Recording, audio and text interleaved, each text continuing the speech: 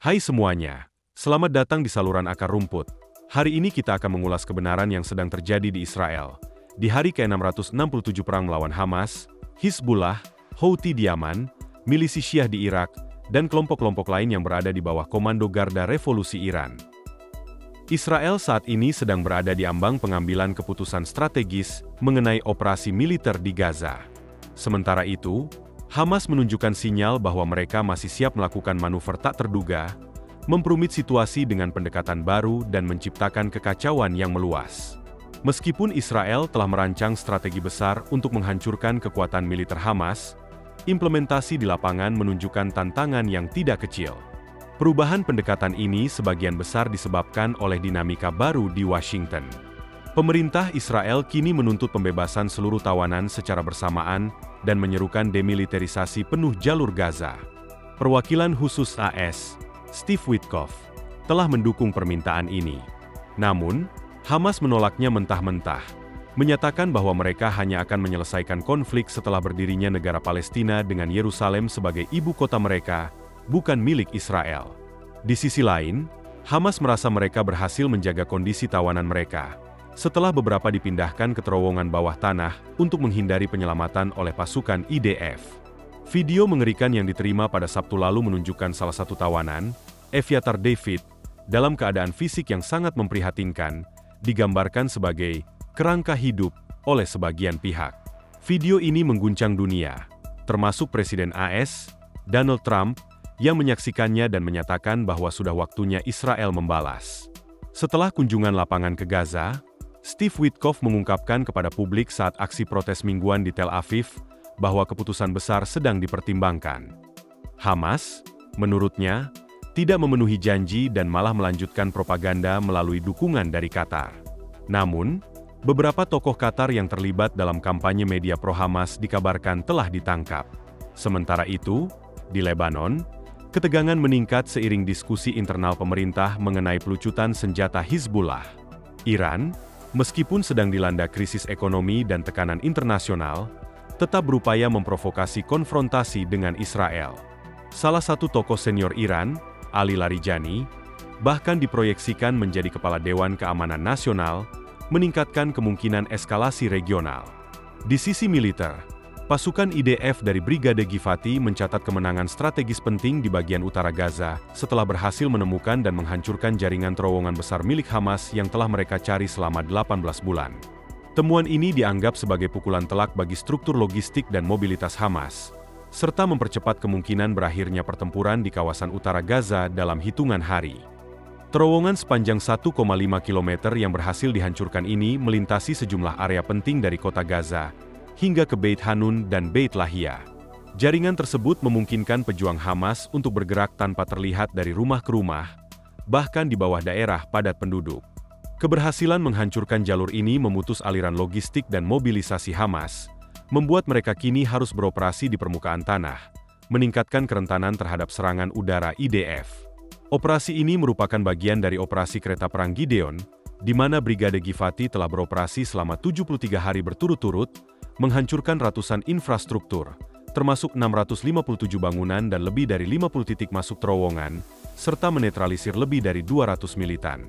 Dalam proses ini, 4 prajurit gugur dan 59 lainnya terluka serius. IDF menyebut keberhasilan ini sebagai salah satu pencapaian militer paling signifikan secara taktis dan strategis sejak dimulainya konflik. Dalam perkembangan lain, pada hari Sabtu juga, satu militan Hamas menyerah kepada pasukan IDF di Beit Hanun dan mengungkapkan lokasi gudang senjata tersembunyi. Tim IDF kemudian menyita sejumlah besar senjata, amunisi, rompi, dan perlengkapan lainnya. Terowongan yang ditemukan juga dilengkapi dengan perbekalan jangka panjang, termasuk makanan, air, dan fasilitas sanitasi. Keberhasilan ini juga mempercepat keruntuhan 3 dari 5 brigade utama militer Hamas, Brigade Rafah, Brigade Han Yunis, dan Brigade Utara. Hanya tersisa 2 brigade aktif yang kini mempertahankan wilayah kota Gaza dan kamp-kamp pengungsi di sekitarnya. Namun, tantangan masih besar karena diyakini bahwa ribuan tawanan, termasuk warga Israel, masih disembunyikan di wilayah tersebut, kemungkinan besar di dalam jaringan bawah tanah.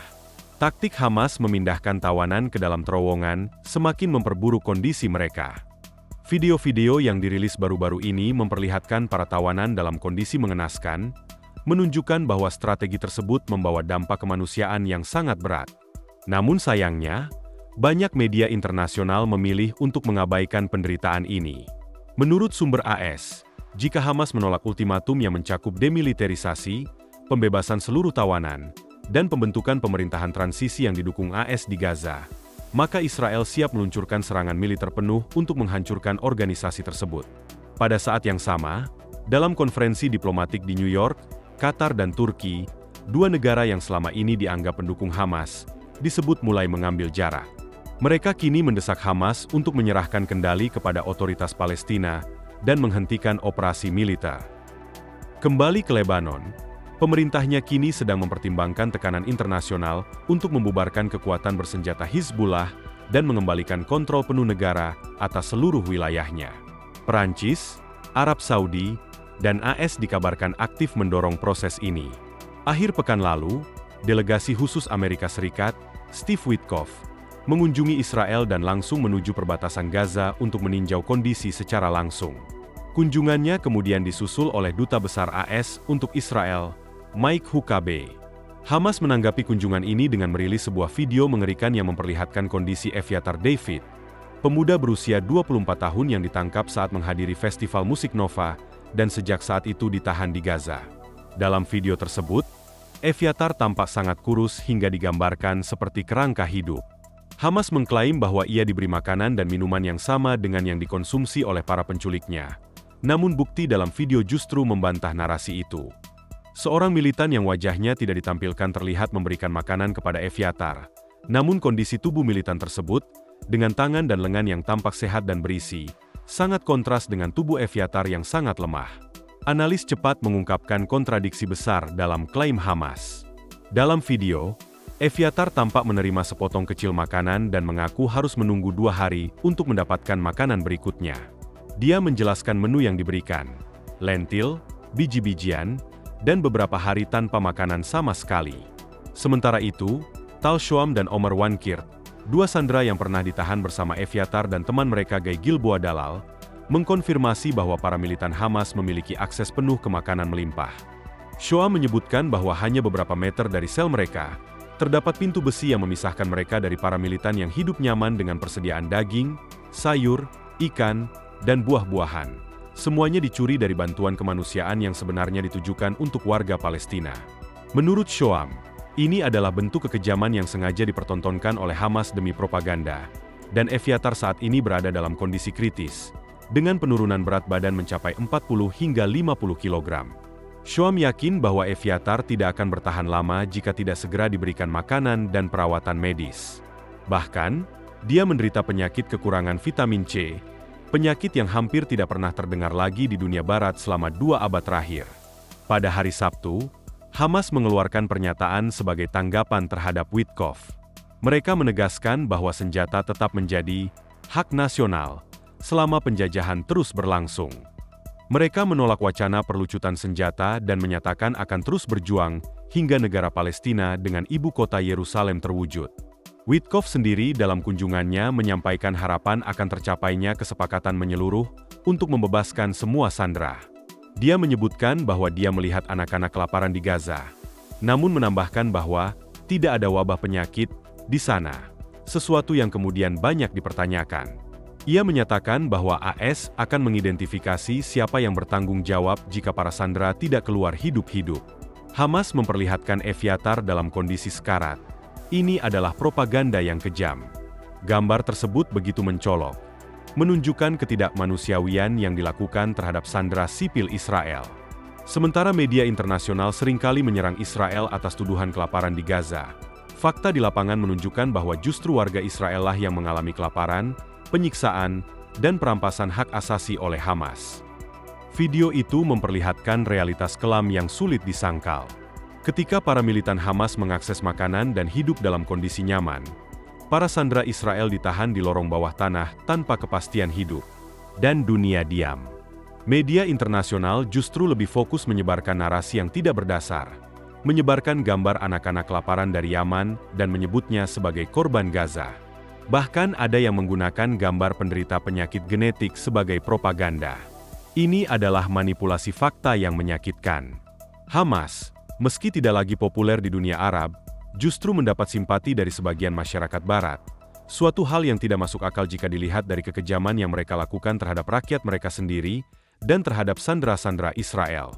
Presiden Israel, Benyamin Netanyahu, segera bertemu keluarga Evyatar begitu video itu dirilis. Ia menyampaikan bahwa Hamas harus dihentikan. Sementara itu, Presiden Donald Trump, setelah menonton video tersebut, dikabarkan marah besar. Ia berjanji akan menuntut pertanggungjawaban Hamas dan mendesak pembebasan segera para sandera. Namun semua ini terjadi dalam bayang-bayang kemunafikan global. Beberapa negara Eropa, termasuk Prancis, mulai mendorong pengakuan sepihak terhadap negara Palestina, bukan sebagai solusi perdamaian, tetapi lebih terlihat sebagai usaha diplomatis untuk menekan Israel. Padahal semua pihak tahu siapa Hamas sebenarnya, sebuah entitas teroris yang menguasai Gaza sejak 2006, yang dipilih secara demokratis namun berkuasa secara brutal. Di sisi lain, pemerintahan otoritas Palestina di Ramallah, di bawah pimpinan Mahmud Abbas, tidak lebih dari sistem yang lemah dan korup, gagal dalam setiap upaya memperbaiki nasib rakyatnya.